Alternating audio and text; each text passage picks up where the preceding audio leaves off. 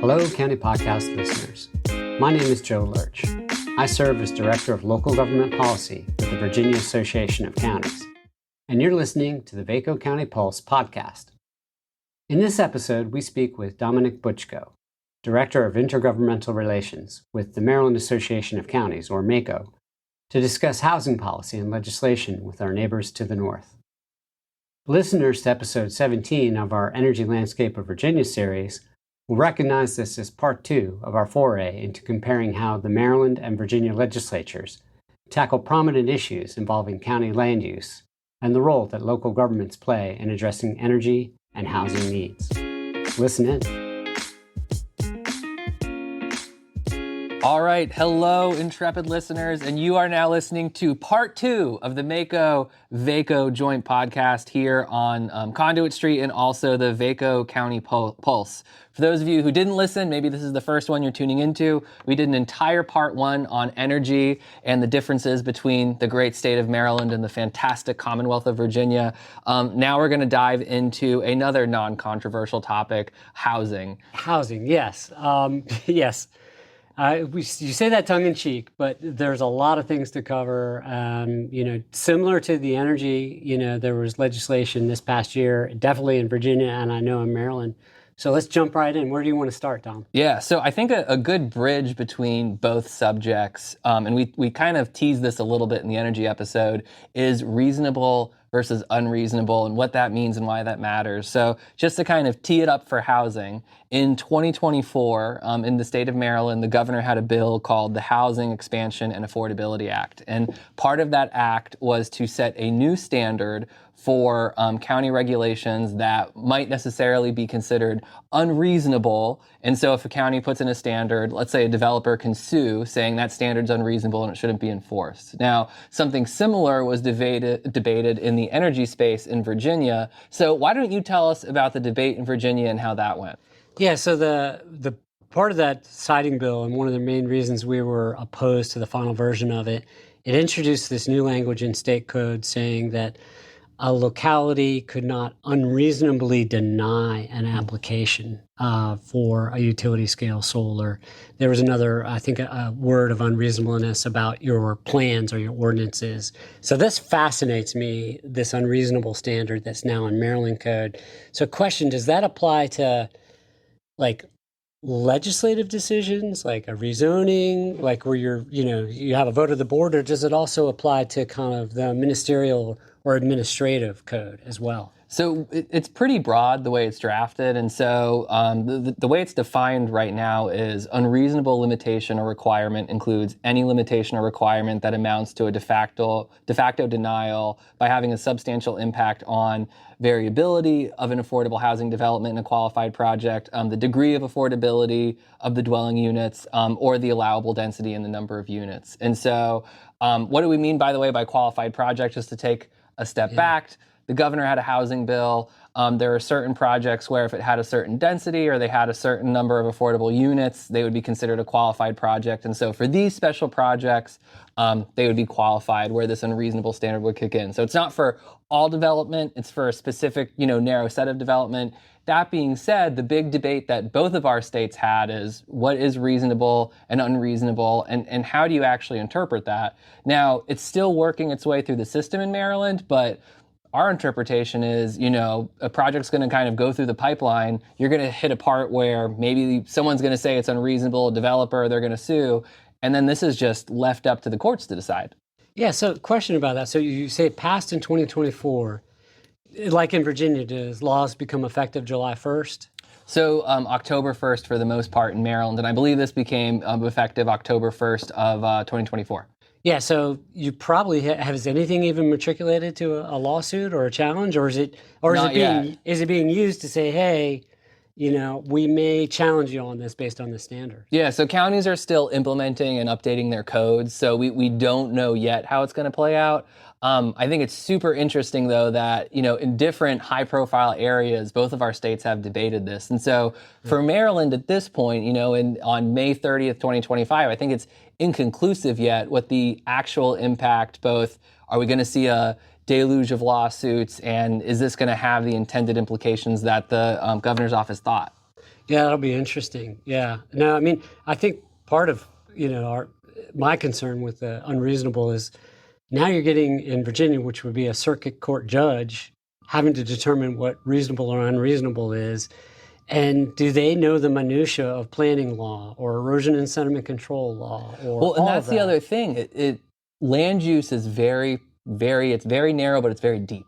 Yeah. And so you have to have, a specific kind of understanding. And just kind of the legislation goes further and says, local jurisdiction, after defining what unreasonable is, we may not impose any limitation or requirement on a qualified project, including limitations or requirements concerning heights, setbacks, bulk, parting, loading, dimensional or area, or similar requirements. So very kind of broadly written, and almost, again, how does this functionally work on the ground outside of an academic exercise? So I can see what you're saying. So your counties now have to rewrite their ordinances, their design manuals. They have to really think this through. Yeah. Well, I look forward to hearing more of this on the future to see how that works. So that was 2024. So what happened in 2025 on housing? So in 2025, we had a number of bills come up. So 2025 was definitely the session of energy. 2024 in Maryland was the session of housing. And we thought we were going to get a part two. There was a substantive debate on a number of issues. The only big one to actually make its way over the hurdle was House Bill 1466, Senate Bill 891, that had to do with accessory dwelling units. And so this was a bill that would require each locality, municipality or county, to set up some type of ADU ordinance. And so no longer can counties just flat right prohibit ADUs. They have to have somewhere to allow it within their jurisdiction. That being said, it doesn't override local zoning to the effect where you can allow ADUs everywhere and it's just, free game. So we could still say, in this community it makes sense, in this zoning it makes sense, over here it doesn't. So still a lot of flexibility, but it is the state coming in and saying you now have to do this particular land use. Yeah, it's interesting. So back in 2024, and we'd had it in previous versions in a couple years before that, it was a bill that would basically mandate that a locality has to allow an accessory dwelling unit. In various versions, it just would apply to any residence. We had opposed that bill, kind of that one size fits all. And a couple work groups were put together. I'd served on those. A lot of literature review done on ADUs across the nation. What I find really interesting is it's always touted as this way to provide more affordable housing. But the reality of it is a lot of times an ADU is very expensive to build. Mm-hmm. I have a neighbor down the street who somehow saw my name come up on ADUs and she wanted to ask me about them. And she has a lot that's relatively big and they were thinking maybe we could put an ADU there. But the cost of doing that, they couldn't even get a HELOC for that. So if you go through the expense of building an ADU, whether it's as a part of your building, and you got to meet building code for that, wall separation and, things, if you can do that, can you then afford to just rent it out as affordable housing? That's part of the rub. So what happened in Virginia is we actually just, the law that got passed this year allows localities to address ADUs and tiny homes. Mm-hmm. That was a laid-on addition in their ordinances. I think the reality is, you can make these things easier within your jurisdiction. And in fact, state building code was amended to make it a little easier to do kind of attached or within the building ADUs that allows you to share the HVAC system, so you didn't have to have a separate system. So I think there's movement in that space. There is a program actually in the District of Columbia. It was a grant program where they set aside $2.5 million to address this issue of affordability in ADUs. And what they said is, we'll cover 100% of the construction costs, not the soft costs, of building that ADU up to $100,000 for a house. And you get this grant. So it's just a grant, it's not a loan. If you're, I think, at 120% of AMI, or you rent out to somebody at, I think, 80% AMI or lower. So it's kind of an innovative program. I talked to some of the staff there. It's a pilot program. It'll be interesting to see if they want to expand it. But what they were really seeing was conversion of these English basement townhouses to kind of get these ADUs. And what was fascinating, too, about that it was addressing that incentive without touching the zoning at all. They still have the zoning to deal with. Yeah. The interesting side question about ADUs is the interplay between accessory dwelling units and STRs, short-term rentals, and how kind of both of those overlap. And I know, VACo and Virginia, you've been contending with a lot of that, those questions. We in Maryland have as well. And, both last year and this year, we've debated a number of bills. And I think the jury's still out on how big of an impact short-term rentals can have on a community's affordable housing. I think it varies kind of depending on where it's at. We know, for example, like in New York City, very big documented case of people kind of having Airbnb arbitrage where they're renting out multiple units and they have this whole business and now rents are going up. And I think we're starting to see evidence where we're seeing that definitely in Maryland, I'm assuming Virginia as well. Yeah, it's funny you mentioned the Airbnb arbitrage. I heard that term a couple years ago, and so I had to look it up. And you can become a Airbnb millionaire if you look at this YouTube video. Yep. And the whole concept is, you go ahead and will rent a single family home or apartment, and you'll tell the owners, look, I'll sign a 3-year lease. I'll give you money up front. I'll guarantee there'll be no pets. There'll just be, nice guests staying every once in a while. So there was a bill a couple years ago, or in the 2024 session, that we had to work on, and it was coming directly from Airbnb. And it was saying that, because currently in Virginia law, a locality can do a registry of short-term rentals to allow them, by right, and you pay a certain fee to be a part of that registry. And so they wanted to amend the law to say that you could not deny a registration for short-term rental based on, I think the renter leasing it out as a short-term rental. And so it was interesting because I found out about the Airbnb arbitrage. So we got the bill amended to say, okay, that's fine, but a locality could limit that to one person per that locality. So in other words, it wouldn't be somebody buying up a whole bunch of properties and then renting them out. And it gets into a bigger issue, and it'll be interesting to see in our more urban areas whether this will get studied, but is it taking affordable rentals off the market? Yeah. And if you think about it, you make more money off a short-term rental than you would off a year lease. 100%. 100%. So, And before we get too far afield, to go back to the legislation that you guys had, we had a very similar case in Maryland this past legislative session where Airbnb tried to introduce a very similar but not exact piece of legislation. The advocates for Airbnb said that, oh no, this is basically the Virginia bill, and VACo was a part of it, and VML, your municipal counterpart, really liked the bill. And I remember in the hearing, they're like, well, Dom, if the Virginia Association of Counties liked it, well, why doesn't MACo, the Maryland Association of Counties, liked it? And some of the key provisions that you guys fought and won over that kind of gave you belt and suspenders and you made sure that you could only have one per tenant, that was not in the Maryland version of the bill. They said we agreed to that Maryland version. Yeah, and they said that there was no issue, so we don't know why there's an issue in Maryland. And because of our interaction with you guys and going back and forth and learning about services like AirDNA, which helps you, it's actually a website, which you guys shared with us, which you can go and find out the economics of different neighborhoods and how this business model works. We were able to thankfully defeat that legislation, but I find it very funny that Airbnb came. They were saying that this is a bill that VACo supported, and those key provisions that helped you, at least be comfortable with the legislation weren't even included. It brings back the old Ronald Reagan trust but verify. So you said, okay, and that's why you guys contacted us. Amen, amen. Yeah. The interesting part about that bill is when I sat down with the Airbnb lobbyists, I said, why do you need this bill? And they said the reason was certain apartment buildings in Northern Virginia, so you think Arlington, Fairfax, maybe even Loudoun, maybe some in Prince William, they were being, rented out to these young professionals, and these were pretty expensive leases. And so some of these young professionals were traveling a lot. And so what they needed this bill is to say that they could, sublet it for a short-term rental to help them afford it.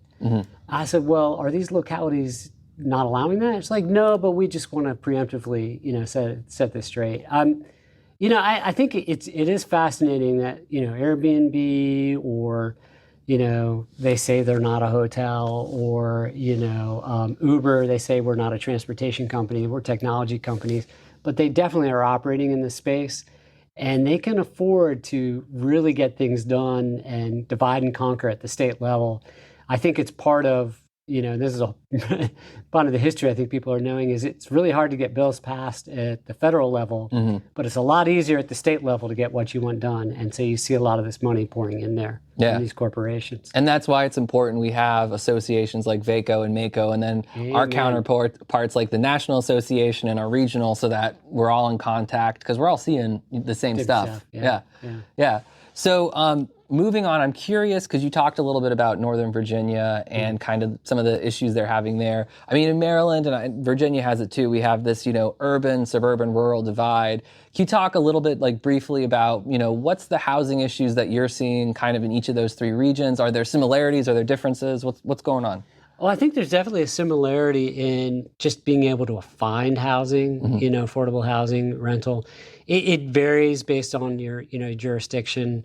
Obviously, for a lot of different reasons, the Northern Virginia market is really expensive to own or rent. And, even somewhat in Richmond, on Hampton Roads. I think one commonality, though, is the stock itself needs to be replenished.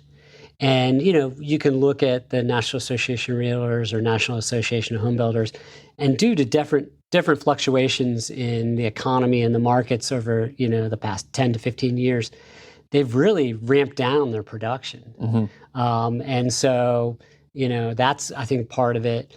I think what we're also seeing is, there's a lack of contractors working in this space. There's the lack of financing for some of these things. So I think labor's starting to become an issue. And materials. I know what we'll probably touch on is zoning, because that seems to be the big bugaboo. And we've seen a lot of legislation that is trying to make localities upzone certain land, that, zoning is the problem. But it's interesting, at our Virginia Housing Commission, I think it was last year, there was a presentation from an attorney in Charlottesville where he was showing that Charlottesville went through this kind of comprehensive upzoning of a lot of areas to encourage housing, but they're not seeing it built. So it's kind of like, well, if you upzone it, will they come? And a lot of that depends on market conditions. It depends on infrastructure too. Yes. Because if the pipes aren't big enough to the wastewater treatment facility, if you don't have enough, kids in the classroom, and there's a lot of debate nationally right now about how much does housing impact, school percentages and classroom sizes. I would say, I think in Maryland, if you already have a school that's at 124%, adding those new housing units, you're probably going to see more kids going into that school. But still, the underlying concern, road capacity, just because you upzone doesn't mean you have the, necessary fundamentals to support that growth. Yeah, and, one of the bills, and you and I talked about this, we saw from the 2024 session, was actually to study that issue. Could the state set up a residential infrastructure fund? And so there's a report that I think I shared with you on what that would look like. Would it be loans, low or no interest, or would it actually be grants? I can tell you our members would prefer grants. Same. Because their credit cards are maxed out, right? Yeah. There's only so much. And it's getting worse. It's getting worse. And so that might be, part of the solution. And what's ideal about that as well is that what we're seeing is the high end of homes being built because you can make a lot more profit. But there's not a lot of that, what they call the missing middle, which has been a term. And that's where you're seeing a lot of the crunch that's creating a lot of strain throughout the housing market. Well, and I think that's a big question, that question of affordability that's really being debated in Maryland and across the country. Just because we allow for upzoning, does that necessarily mean we're going to see an increase in affordable housing stock? And there is the theory that, listen, if we build any type of housing, that'll naturally, the market will correct itself and, all types of housing will go low. But right now we're seeing a lot of construction focused on the luxury, on the high end. And so are we doing enough to focus and provide incentives for that, middle and lower end housing too? Yeah, and this is where state policy, you may think it's a good idea, but there's always unintended consequences, and it's not applied equally across the state. I'll give you a good example. Several years back, the person who first introduced the ADU bill to make it a by right, he had a similar bill that year that said any residential owned lot can be split into two. And we're just going to we need more housing. We need it here. And I was actually at a meeting in Dinwiddie County, which is south of Richmond, and it's still a very rural place. There's a lot of agriculture, but they're really kind of becoming a bedroom community for Richmond. And we have a certain thing in Virginia law called family lot splits in agricultural areas where you're allowed to split a lot. And so what high-end developers building these $350,000 to $500,000 homes, they were going in and getting these lot splits done and building a nice home, and turning a nice profit, providing something for somebody. And when I told them about that bill, they were like, oh my goodness, this would then double that supply that we're hoping will exhaust itself, because what we really need is more senior housing. And we're hoping that when we lose that supply, that somebody will have to come for a rezoning and we can negotiate some of the housing that we actually need. Yeah, yeah. The other side of this, so in Maryland, we have an institution called the Rural Maryland Council, and that's, an organization that we're very county focused. It focuses on like the 16, 17 counties that are quote unquote rural. And so I'm part of a group that is their affordable housing committee. And so we debate and discuss, what policies would be potentially a good idea to drive housing in Maryland. And two things. First, one of the big things was, at least again in our state, there's not a lot of focus on housing in rural areas. It's mostly in our urban DC, Baltimore core, where we do have most of the population, a lot of the growth, but not as much in areas where we might have existing rural housing stock. And so we're seeing in some of our, more agricultural communities, more of our historic communities that might not have a lot of density, housing stock that's just kind of being allowed to degrade. And there's not the focus or the investment being pushed into there. But then the other side of it is in a rural community, we can talk a lot about zoning, we can talk a lot about a lot of things, but it really does come down to that infrastructure question, because a lot of these jurisdictions want the economic benefits of growth, but if the pipes are only so big, if the output capacity is only so much, we have the federal government now pulling back a lot of that infrastructure investment. Maryland, one of the three credit rating agencies just downgraded us, and we have a lot of ambitions and commitments in other pots. What do we do about that infrastructure question? So I would imagine you're seeing something similar. Yeah, definitely in rural areas. It's interesting you mentioned that. So I'd mentioned that kind of residential infrastructure fund, kind of a statewide idea. Actually, the Virginia Tobacco Commission, which was created as part of the tobacco settlement funds, they have money to help, these communities. And they set up this economic development kind of incentive pilot program for workforce housing. And they just started it. And I need to do some digging to see how many applications they've had, and maybe they made some awards. But the idea is somebody that wants to locate manufacturing in a rural locality, but the housing stock is not up to snuff. Yep. How do you get that workforce housing, that's affordable? And so hopefully that can be some of that solution. Interrelated with all of this too is issues of childcare or healthcare. Childcare is huge. Yeah. We cannot get enough childcare, and that's a bit. I will even say too. Listen, I'm 28. I think I'd like to have a kid someday. And then I look at how much it's going to cost, where you're going to have to pay basically whatever you're paying in rent, which is already high, and you're going to have to put that into childcare too. That's a massive impact on so many people's lives.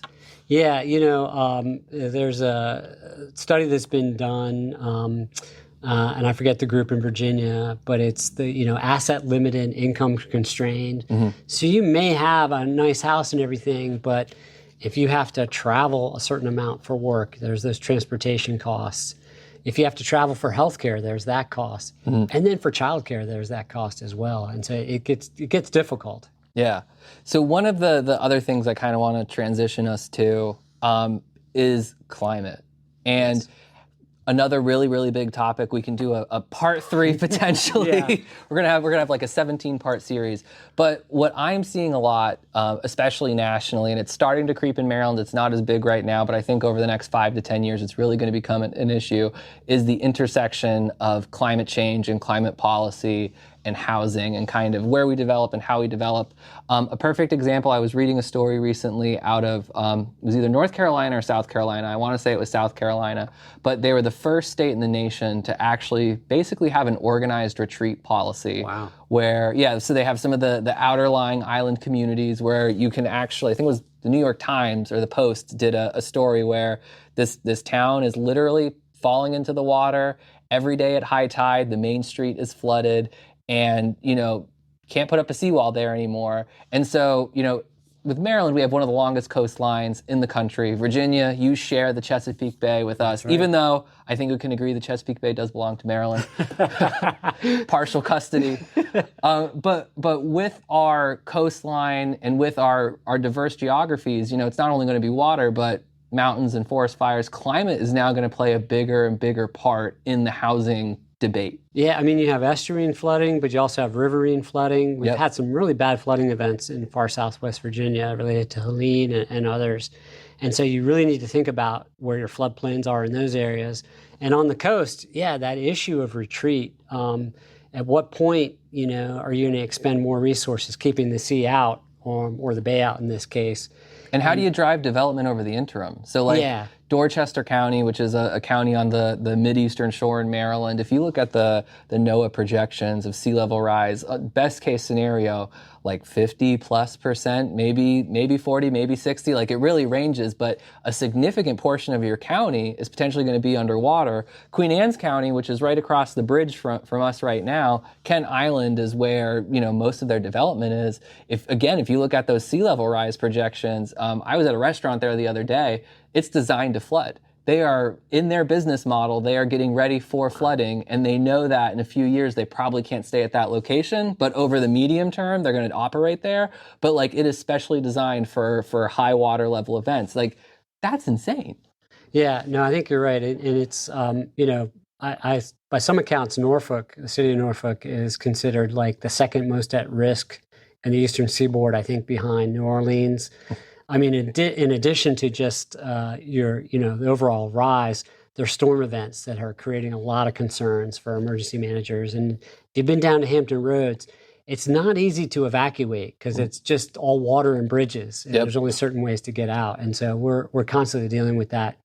There was a bill several years ago that required those coastal localities to incorporate how you deal with these issues of recurrent flooding within your comprehensive plans. Mm-hmm. And it actually requires our Sea Grant College, Virginia Institute of Marine Science, to provide that kind of technical assistance. Mm-hmm. So we're starting to think about it in these ways. And of course, I think, the real telltale is insurance.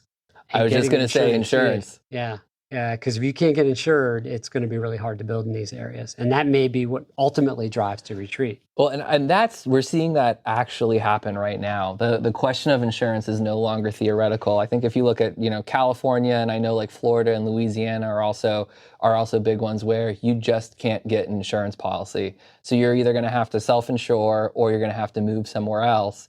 And in Florida in particular, a lot of their coastline, because they can't get insurance anymore, it's now going to become kind of the purview of the wealthy. And they can afford to have a blowout event happen every 5 years and rebuild. And what does that look like for society? And especially if you look at the United States and Maryland and Virginia, a lot of our development, our population centers are within a certain range of water.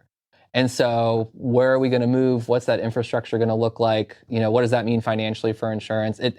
It's a massive, massive, wild piece of the puzzle in the conversation that's just not being focused on enough right now. Let me ask you this, because we've had legislation in the past couple of years that really hadn't made it very far, but it's looking at disclosures in real estate if you have a property that's has experienced recurrent flooding. Mm. We're a caveat emptor state. I don't know what Maryland is. Buyer beware. There's only so many things that are required to be in a disclosure. What's it like in Maryland? So I'm not sure what it's like on the disclosures, what it's required, but I can tell you, again, as someone who's on Realtor.com frequently, you can actually see the flood risk. They publish that now. Yeah. And when I'm looking at properties, it's an 8 out of 10 or it's a 5 out of 10. Yeah. The scary part for me in talking with some of our planners is what is a lot of this data based on? Mm-hmm. And also speaking with some of our environmental advocates and our colleagues, a lot of them are using the FEMA floodplains.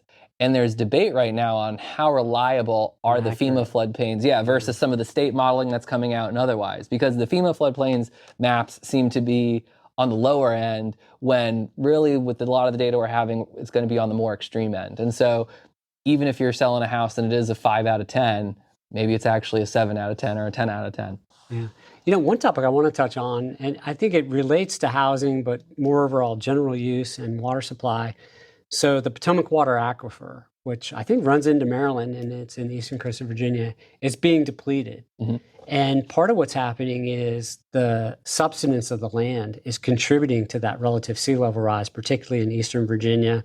And that also with the isostatic rebound from the glaciers, but that's my geology nerdiness coming in. We won't go into that. But one of the interesting projects we have in the Hampton Roads Sanitation District Commission, which is a regional commission that treats wastewater, they are actually taking treated wastewater in a project and they're pumping it back into the aquifer. Oh, they're allowing that? Yeah, it's called the SWIFT project, and I forget what the acronym is, and I'll provide that in the show notes.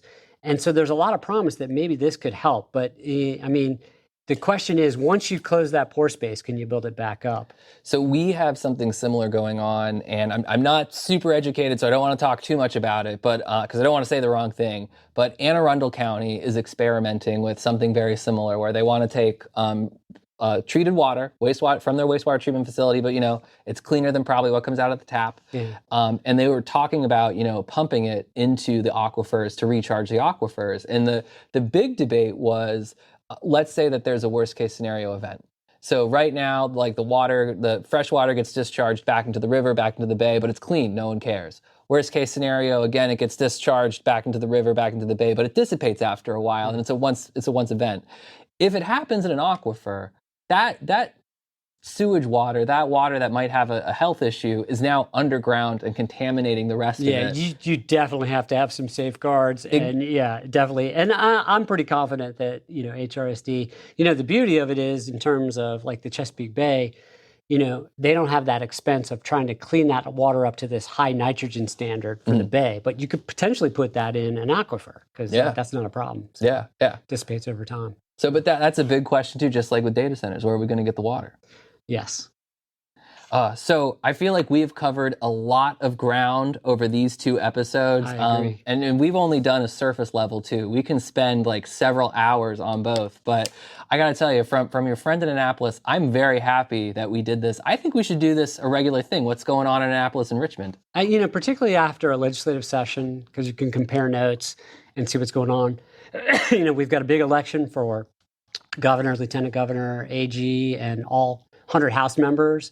And so a lot of these issues are going to be talked about during this election cycle, and then see where we go with next year's legislature. Definitely. So until next June or next May, thank you, Joe, for making the trip. And thank you, Dom, for hosting. This has been great. Awesome. I want to thank Dominic and the rest of the team at MACo for sharing with us their work and knowledge in the Maryland General Assembly. State legislatures are often the incubator of policy innovation on a wide range of topics, many of which impact county operations. And this collaboration helps both associations be better informed and prepared for advocacy on behalf of our members. We encourage listeners to check out the resource links on our podcast page with this bonus episode. Gage Harder, VACo Director of Communications, is our podcast editor. Thanks for listening, and as always, stay tuned for future episodes of the VACo County Pulse.